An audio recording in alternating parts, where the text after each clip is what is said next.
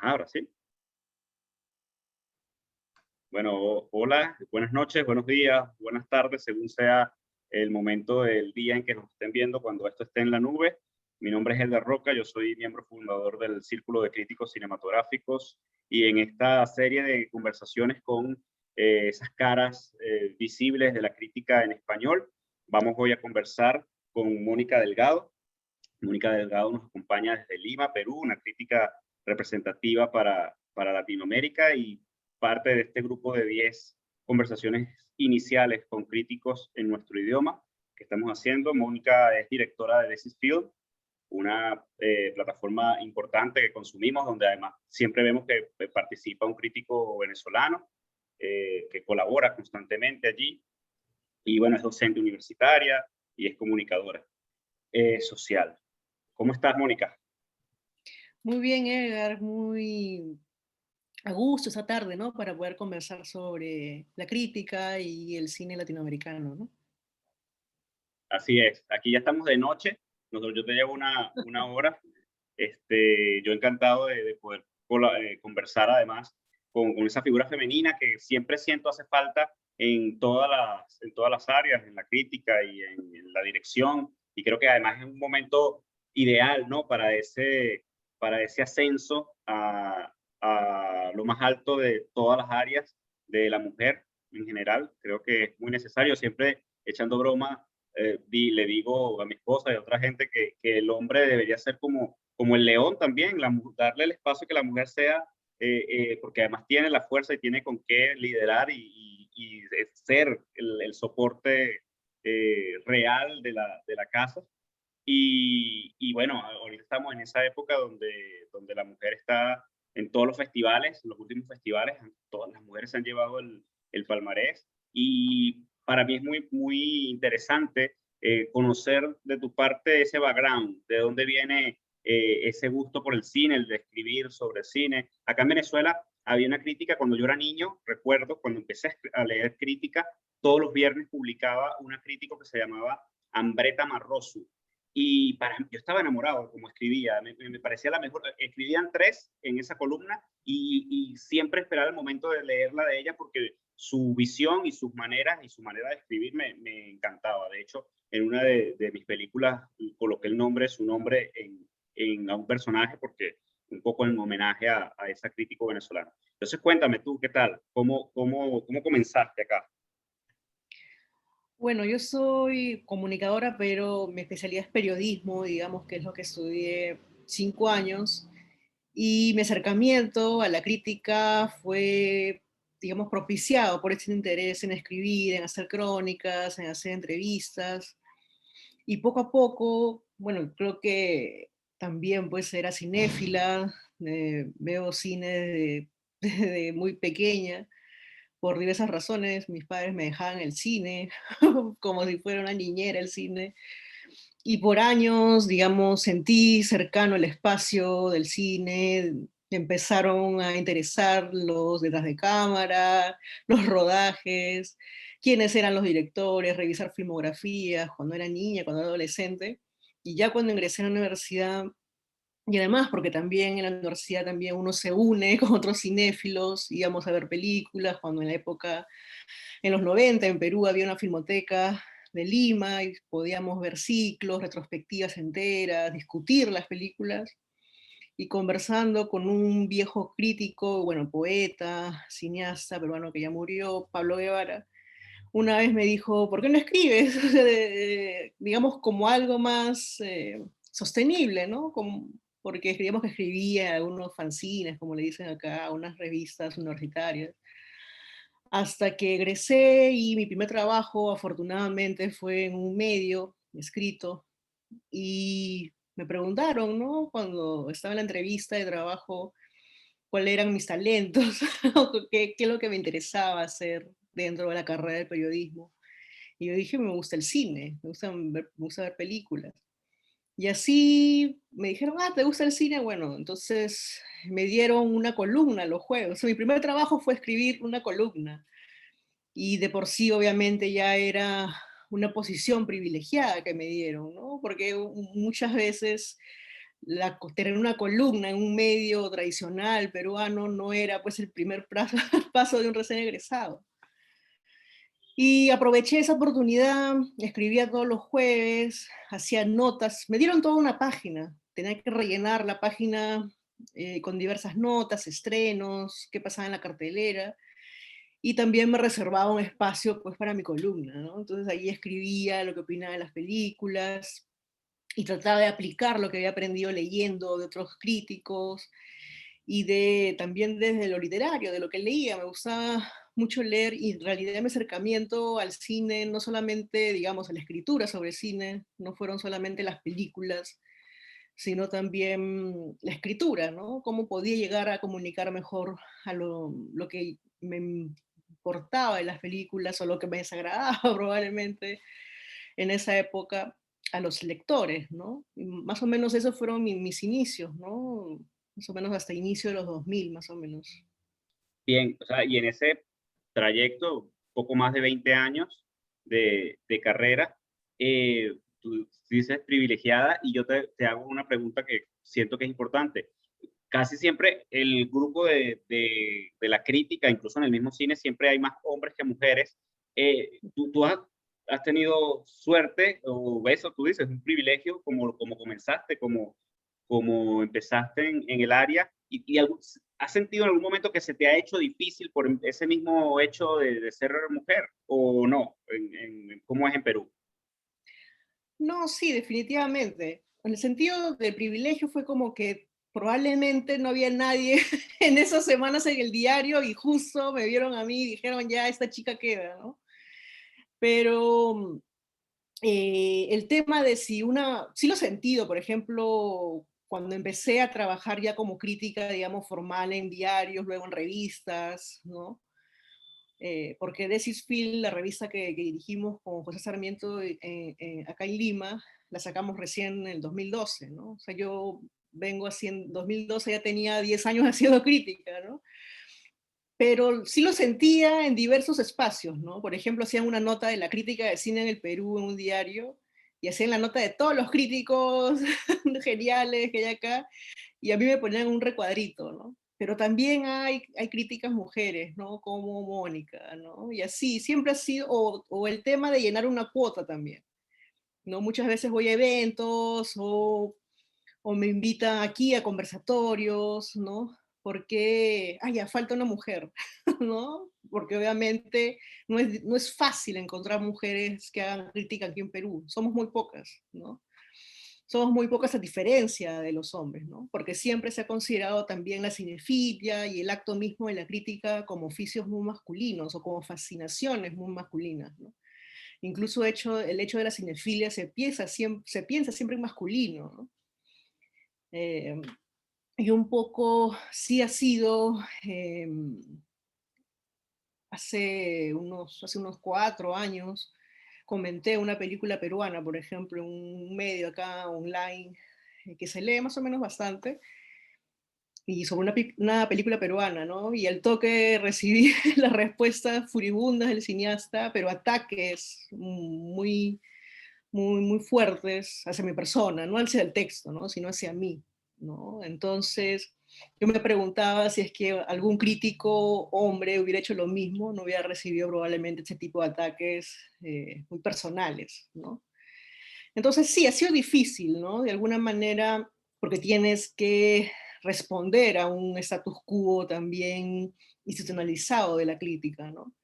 Por ejemplo, aquí por años hubo una revista emblemática, no hablemos de cine, que es una de las revistas, creo yo, más importantes que hubo en América Latina, ¿no? Durante los 60, finales de los 60, 80, que duró más o menos 20 años de vida y obviamente a lo largo de esos tantos años solamente lo escribió una mujer a lo largo de todo ese tiempo, ¿no?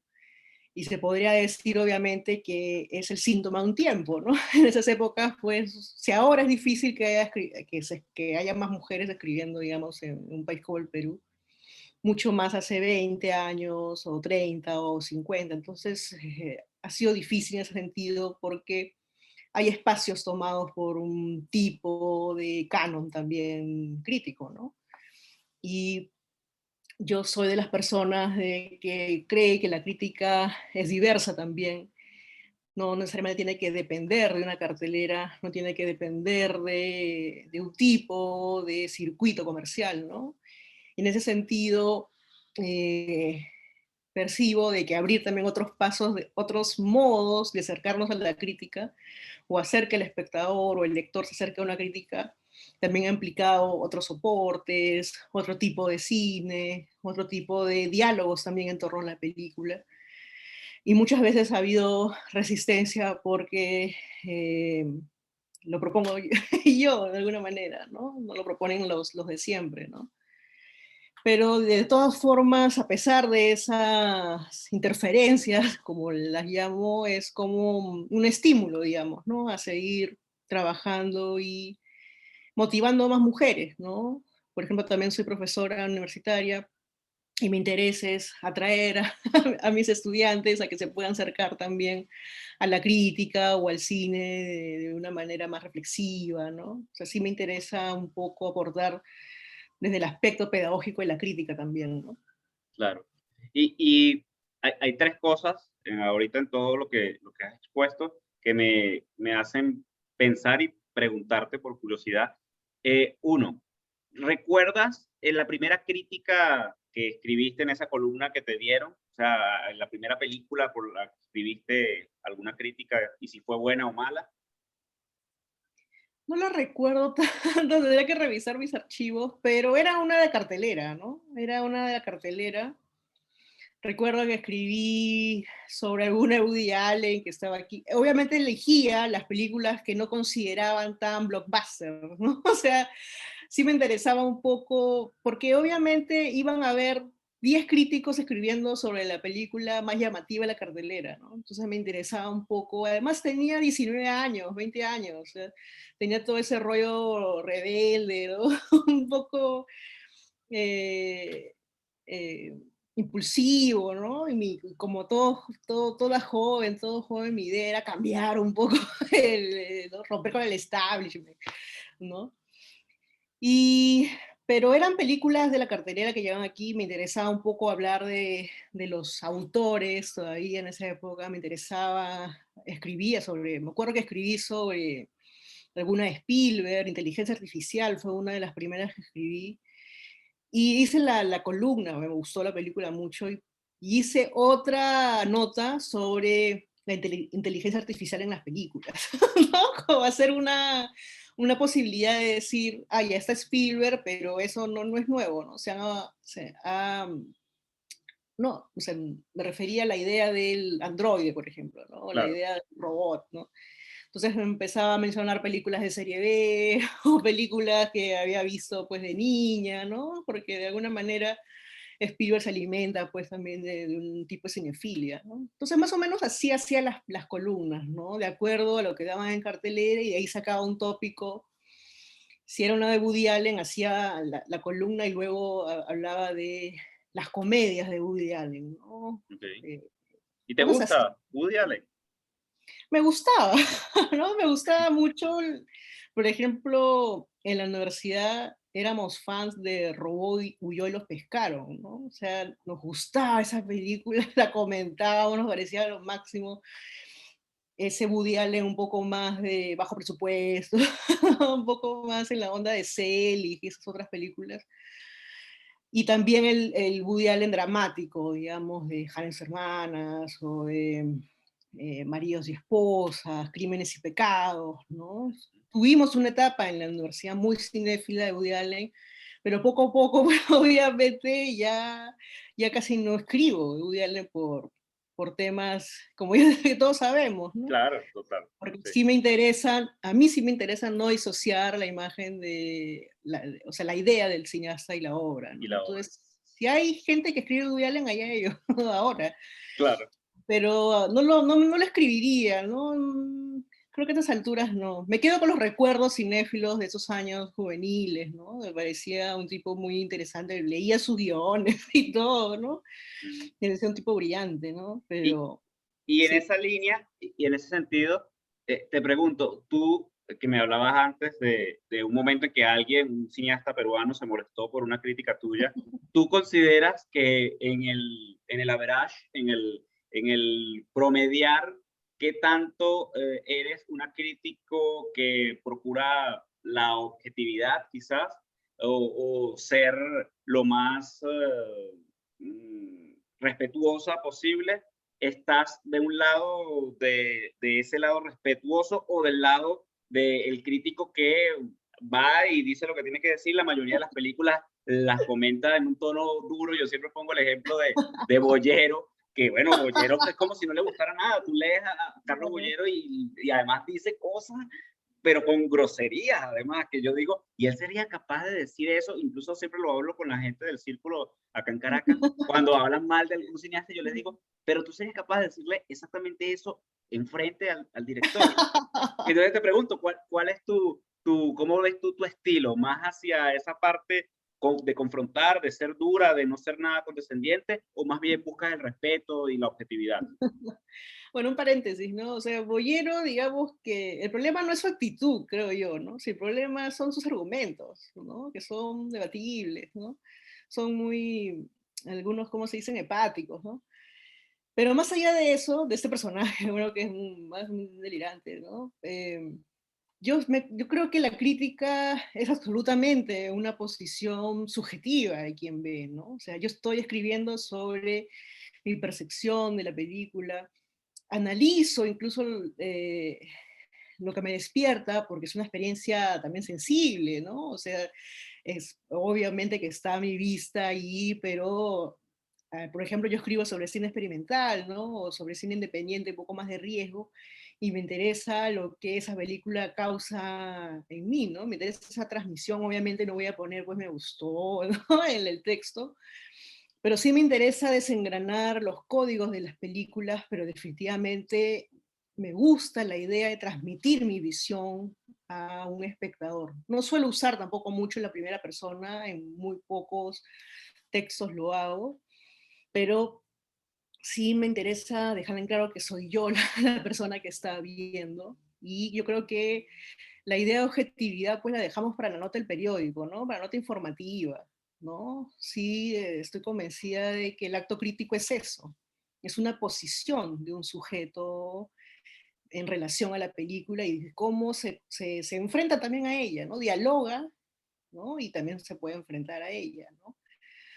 En ese sentido, sí me considero que hago una crítica que no siempre, pero me interesa confrontar, no solamente a través del texto crítico, sino lo que hay más allá, ¿no? Me gusta mucho usar el Twitter, por ejemplo, me gusta mucho hacer videoensayos, trabajar con las imágenes, cuando tengo la oportunidad de hacer curadurías o programar, me gusta también que sea una tensión, una películas que probablemente tú digas y me interesa ponerlas en diálogo, ¿no? Entonces, esa es la vía que yo he optado. Una vez, por ejemplo, me quisieron insultar y me decían que yo era la Polly Kael peruana, ¿no? Como que era la persona, la crítica rabiosa y que defendía su punto de vista y que defendía puntos de vista que probablemente eran insostenibles,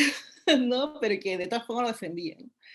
Pero yo creo ahí, pues, que eh, sí me interesa defender el punto de vista y además que me interesa también el cine desde lo político, ¿no?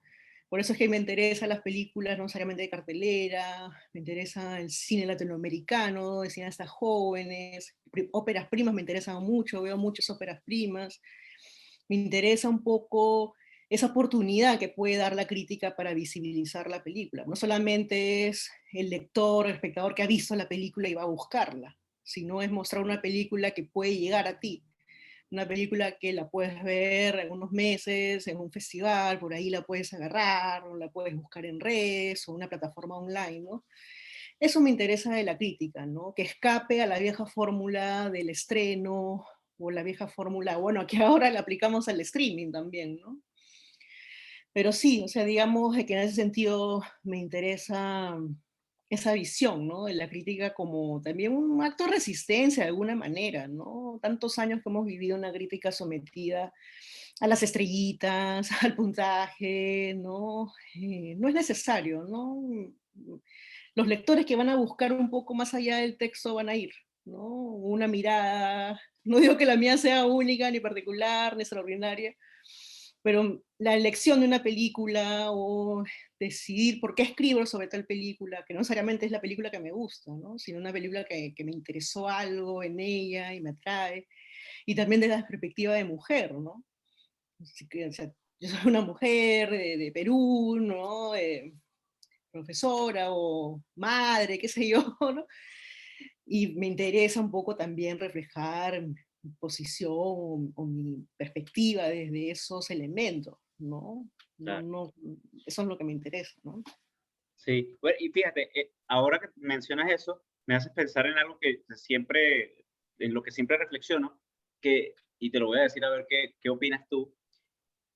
Yo muchas veces he pensado, muy seguidamente he pensado, que el 90% del cine que vemos no nos gusta.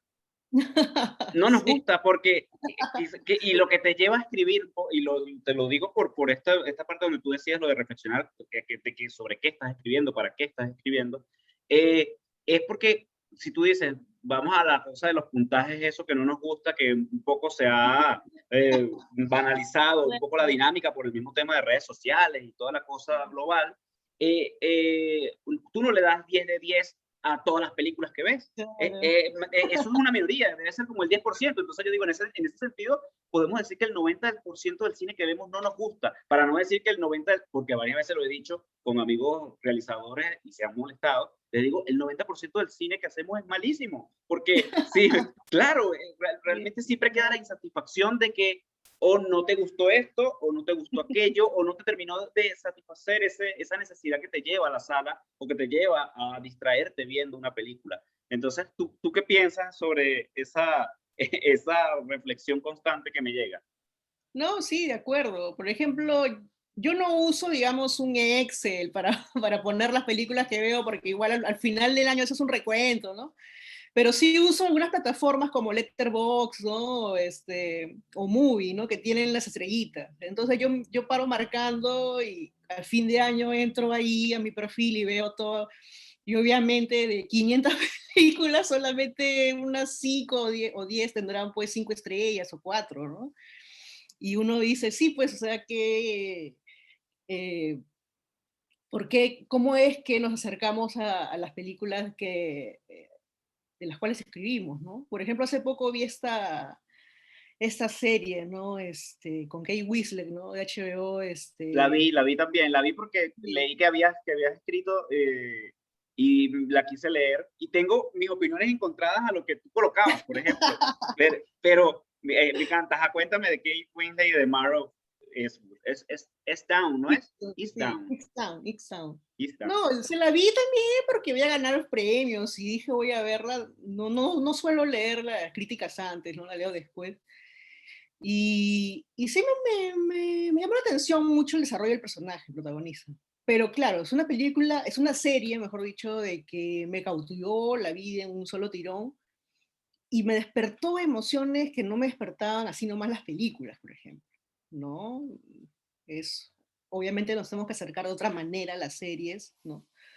Pero sí encontré cosas muy conmovedoras en esa serie, ¿no? Sobre todo porque, bueno, uno también, pues como mujer se identifica y uno se pregunta esta cuestión, pues, de la May Gaze, de todas las perspectivas, cómo se construyen, ¿no? Las miradas con las que se construyen y las miradas para quienes se produce esa película. Y encontré cosas como que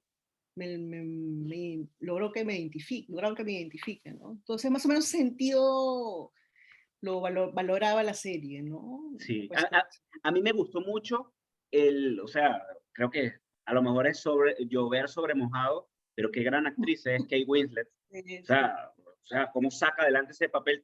Tú incluso mencionabas algo en Twitter sobre cómo ese personaje fue creado, como pocas veces lo habías visto, me imagino por esa conexión que tuviste con ella, es las dos o tres escenas donde alguien se mete con ella y con lo que le pasó con su hijo Ella no claro, llora, ella no grita, el gesto que hace claro. te conmueve y te duele tanto porque sientes el dolor del personaje y te olvidas de que Winslet, Titanic, te olvidas de que Winslet, Sí, de la Kate Winslet esa que todos recordamos en algunos blockbusters y hasta de mala en películas de superhéroes. Y tú claro, dices, wow, qué gran actriz es ella. Y yo la historia siento que es como un capítulo de CSI un poco alargado, pero que claro. tiene ese valor agregado de esa mujer heroína, dura y que tiene una vida tan difícil que entonces obviamente terminó estando a favor, sin olvidar, como te digo, yo que a veces trato ese ejercicio objetivo, aunque uno sea un sujeto y siempre va a ser muy subjetivo, por eso mismo, ¿no? Debo decir que no me gusta tanto, pero es que ella me hace ganar y ponerme del lado de la serie, ¿no? Sí, sí. Sí, también, bueno, a mí me gusta mucho ese tipo de series como policial, pues, ¿no? Con drama y policial. Había una serie en los 90, Millennium, con Lars Henriksen, creo que es un actor danés que trabaja en Estados Unidos. Y es una serie así, pues, de crímenes, pero tenía todo un rollo metafísico. Tenía como que los crímenes eran los crímenes así como de Seven, ¿no? Pero siempre me ha interesado ese tipo de series, ¿no? Igual que True Detective, ¿no? Esas me parecen las series que más me han interesado en los últimos años, ¿no? Mira, y ahora en esa evolución, luego de tus inicios, en tener un medio propio, pues, dirigir un medio, sí, eso, una revista web que está además bien posicionada, considero, al menos en nuestro continente.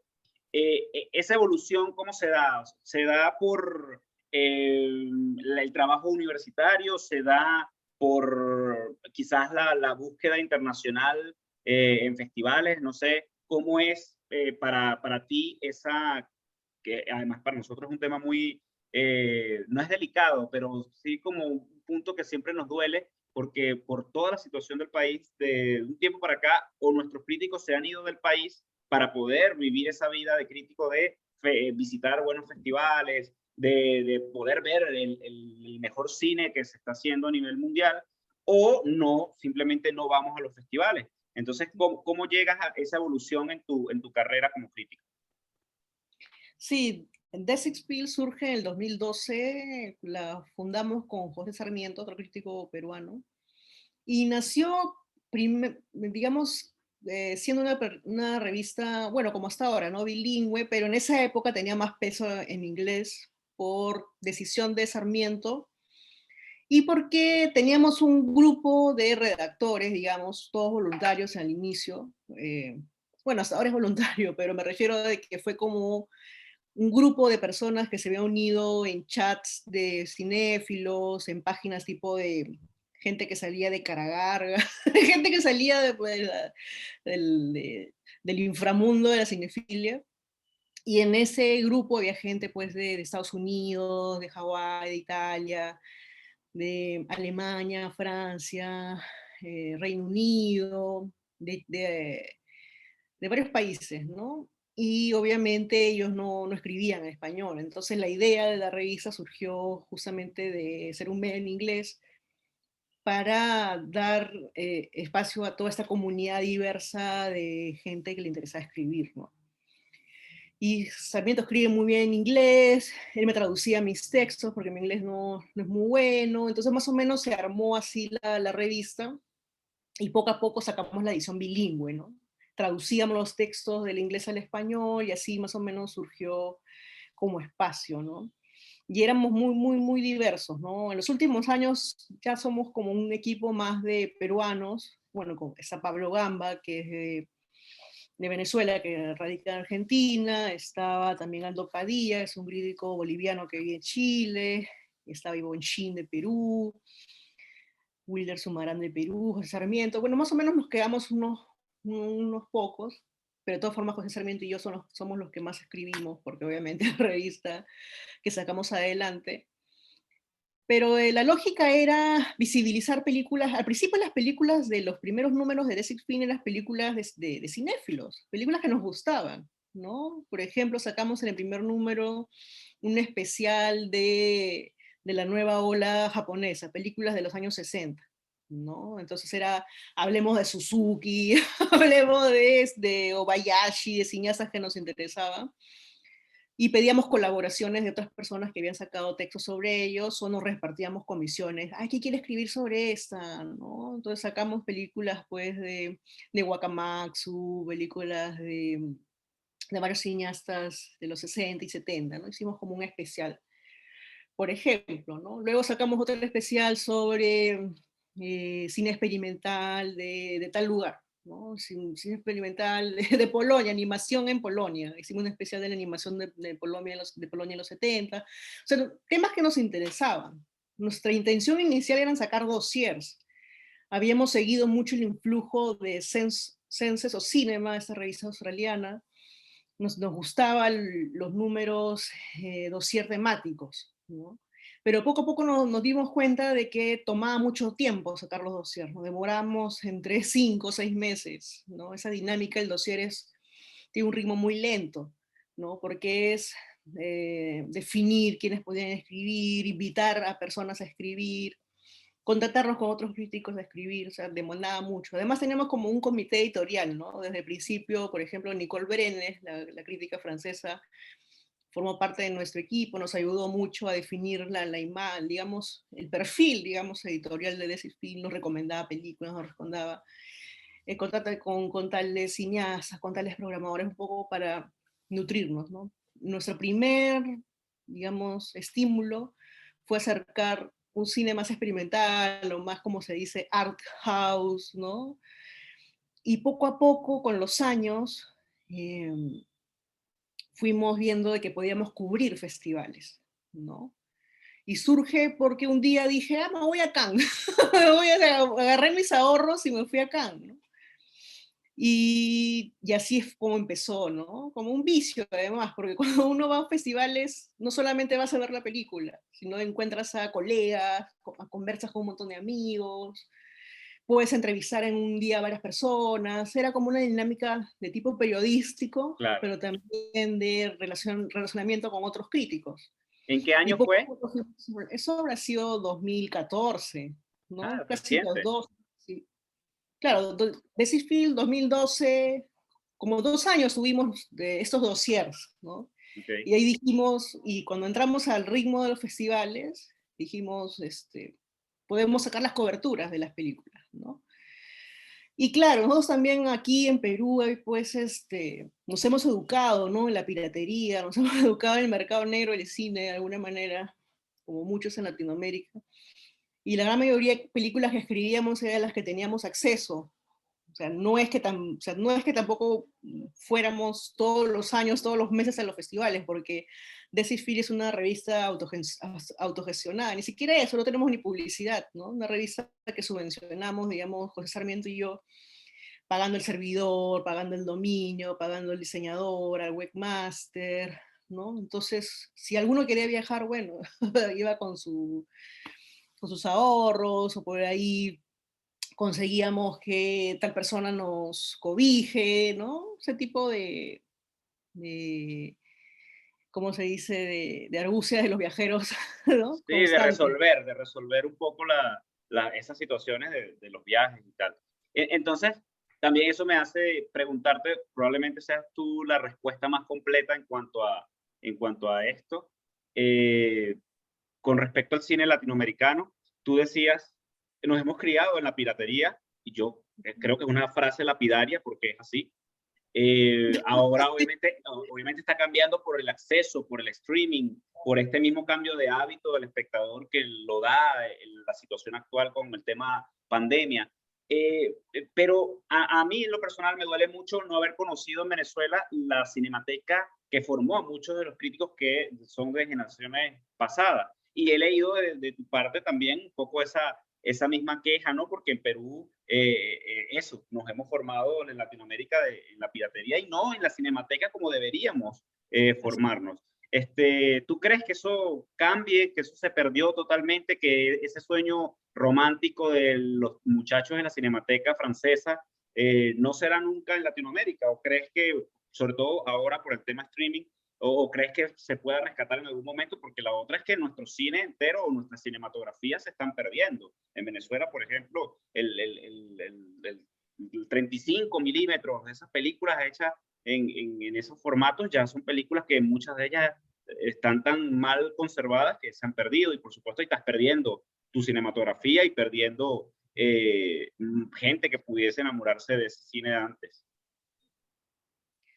Sí, yo, por ejemplo, Perú nunca ha tenido una cinemateca pública, ha tenido una filmoteca, digamos que era una entidad entre público y privada, ahora esa filmoteca pasó al sector privado, pero no existe un espacio, ¿no? Porque la cinemateca, si bien es una institución, ¿no? Que ayuda a preservar, a conservar, a difundir, a generar un tipo de memoria, pero también es un espacio de discusión, de encuentro, ¿no? De dinamizar determinado tipo de, de estrategias para atraer a los públicos al cine, ¿no?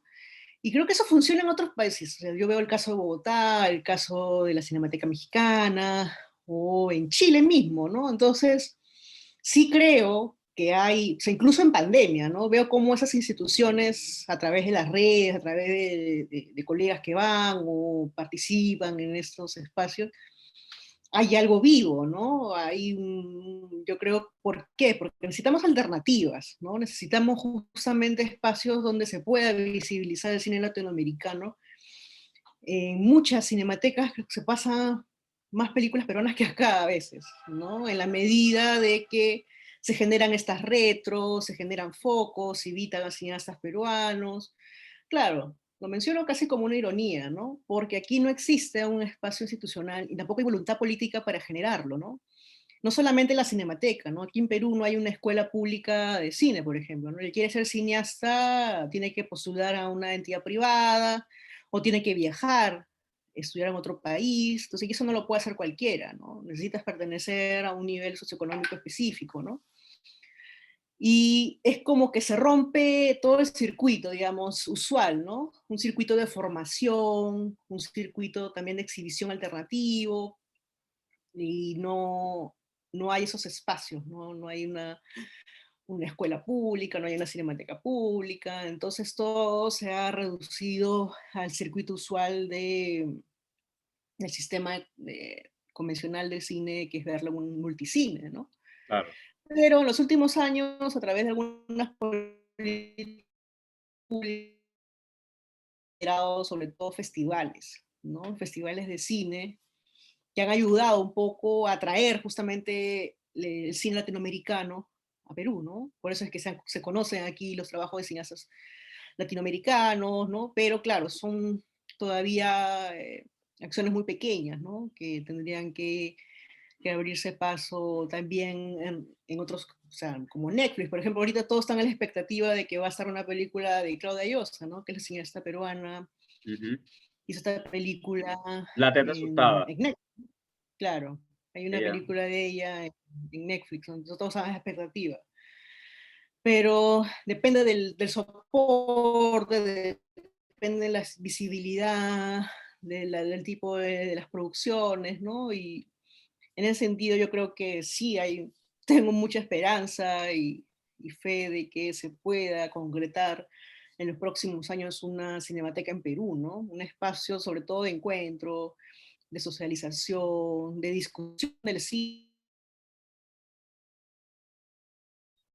no, pero medio no conoce casi el cine del país, ¿no? Entonces Sí. eso es algo que está pendiente, ¿no? Mira, entonces, en esa misma línea, te pregunto, ¿Perú es un país que produce cuántas películas al año? Vamos a empezar ahora a hablar en nuestras particularidades, que ya esto es un Ujú. poco cerrando la conversación.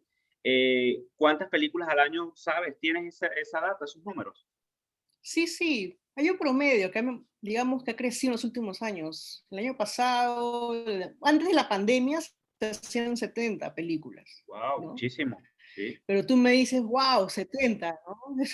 Pero 70, y de las cuales 70, unas 20 se estrenan en cartelera, ¿no? Y ok, otras son de un circuito alternativo, son documentales o películas experimentales o independientes, además hechas por jóvenes, ¿no? Digamos sí, que son ganadoras de estímulos de los últimos años y se va generando. Son números que uno dice, wow, pero es un cine que no se ve, Claro, ¿no?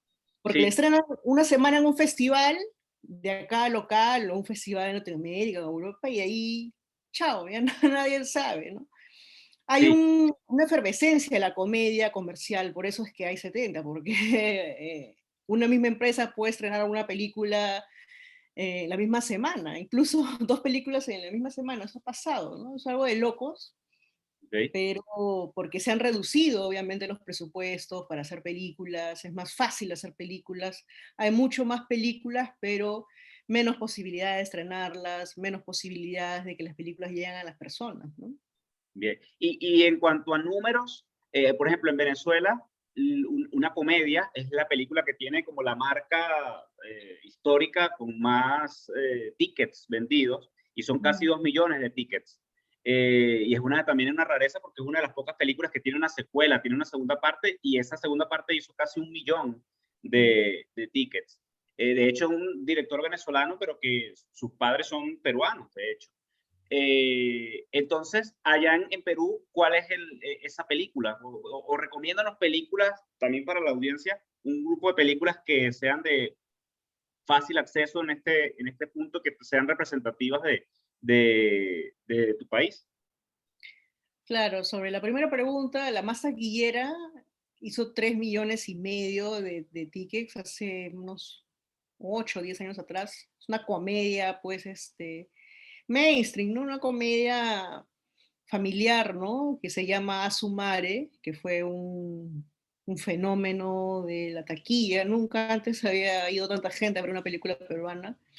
Una comedia con actores de la televisión, ¿no? Una historia de edificante, ¿no? De alguien que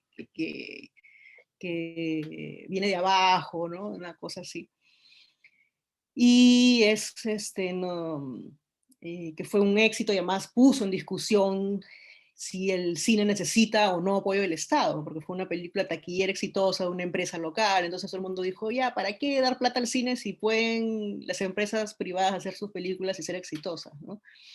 Eso por un lado. Y sobre las películas del cine peruano, creo que en los últimos años ha habido muy buenos trabajos, pero claro, o sea, ¿dónde los ves, no?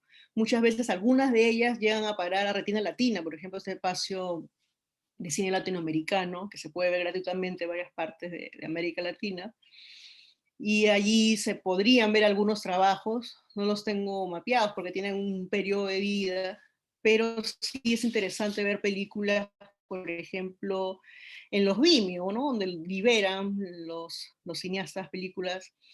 Hay una película peruana que está en YouTube que se llama Runan Caico, es un documental del 73 que dura poco más de media hora, es un documental sobre comunidades campesinas, pero tienen una particularidad, ¿no? Que es uno de los primeros documentales peruanos que se habla en quechua, y hay un primer plano poderoso de un líder campesino hablando directamente a la cámara, ¿no? Los que están interesados en hablar un poco de esos lugares de enunciación, ¿no? De los que suelen salir en los documentales, desde la mirada pues colonial o de colonial, ese es un documental interesante, ¿no?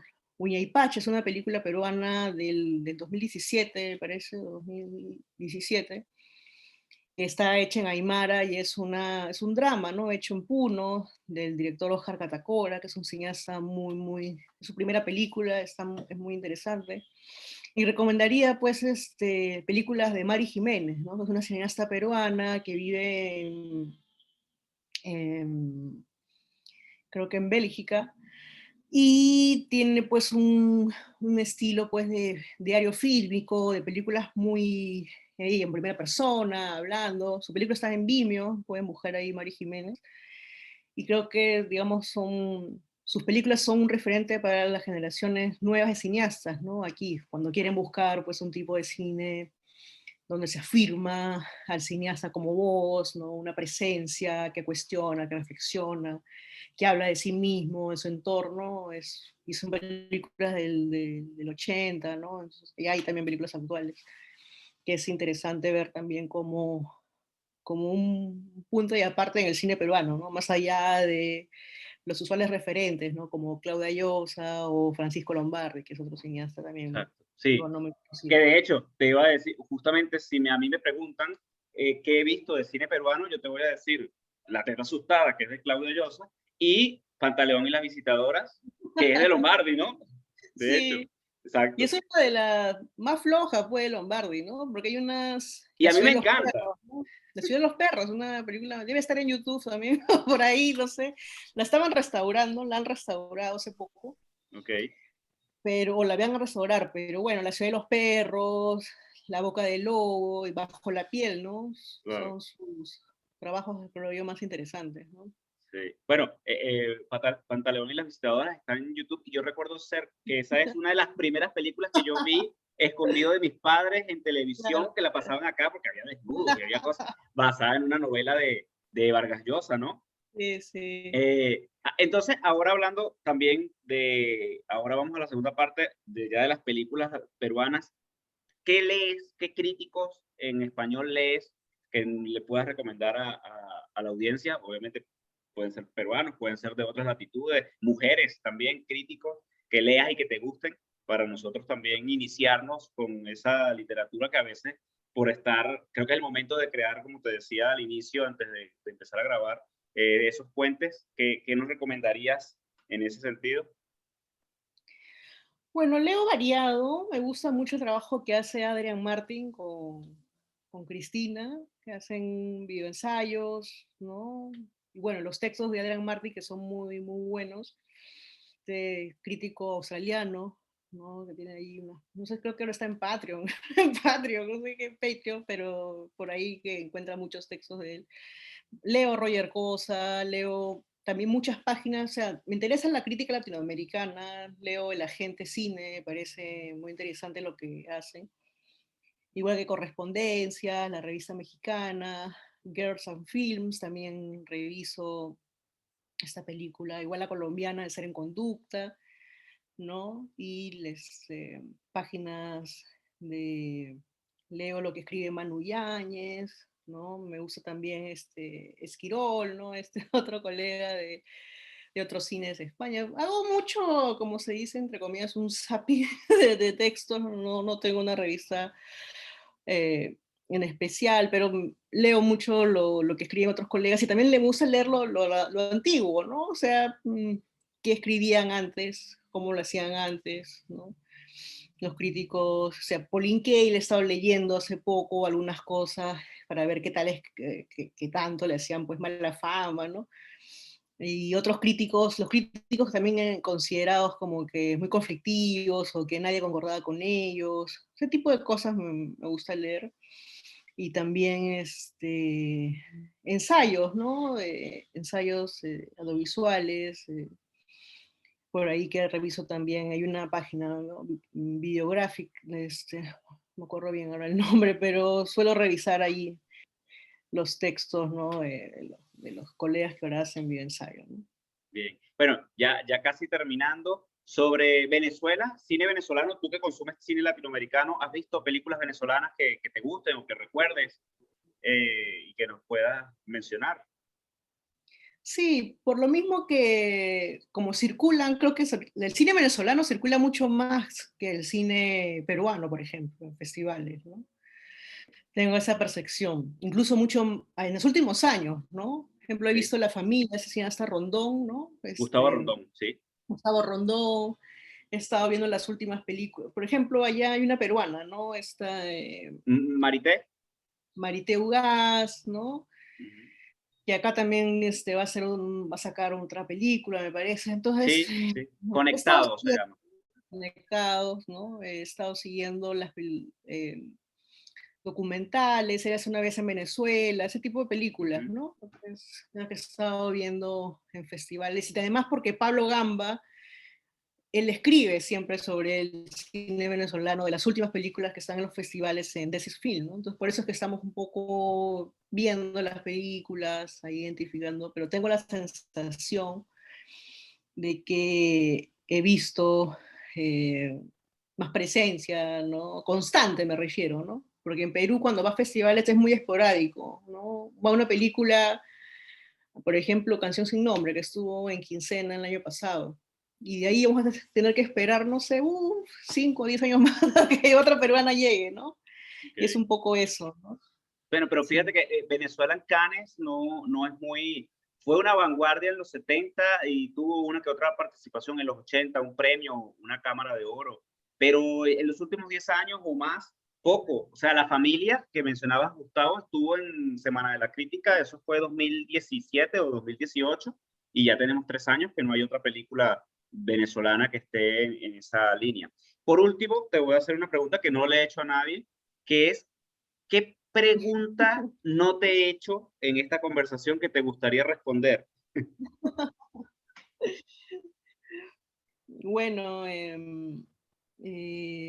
no sé.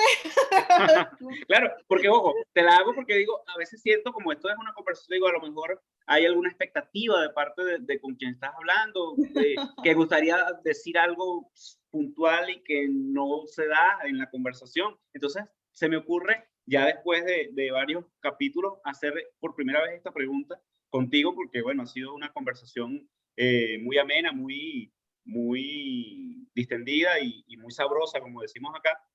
Entonces, no sé si hay alguna cosa puntual que tú digas, oye, me hubiese gustado hablar sobre esto un poco. No, más que todo sobre esto que mencionaste quizás al inicio, ¿no? De cómo nos estamos ubicando las mujeres ahora en el ámbito de la crítica y en general del audiovisual, ¿no? Ujú, Y también cómo se inserta la crítica dentro del circuito audiovisual en sí, ¿no? No sé cómo será la situación en Venezuela, ujú, pero aquí todavía cuesta entender la crítica como parte de toda esta dinámica audiovisual, ¿no? Se ve al crítico o crítica un poco apartado. Yo ujú. pensaba que se había superado eso, pero a veces hay como esas tensiones y no Aquí es se ve al igual, crítico, ¿no? aquí es igual. Aquí hubo una asociación crítica, una cosa muy primaria a inicios de los 50 que murió a inicios de los 60. Después nació otra a finales de los 70 que murió a inicios de los 90 y pasaron 25 años hasta que nació esta de donde te estoy hablando. 25 años sin una asociación crítica. Entonces, cuando nació este círculo, siempre está como la cosa que la gente no está acostumbrada a la crítica y dice, pero qué hacen de paso reuniéndose? Si todos ustedes son gente, Claro, no sé, molesta, que dice cosas que no nos gustan. ¿No? Entonces, claro, bueno, claro. es igual, creo, en todas partes, o al menos nosotros nos parecemos un poco en cuanto a nuestros procesos, por ser latinoamericanos, probablemente. Por esto. Sí, de hecho que sí, ¿no?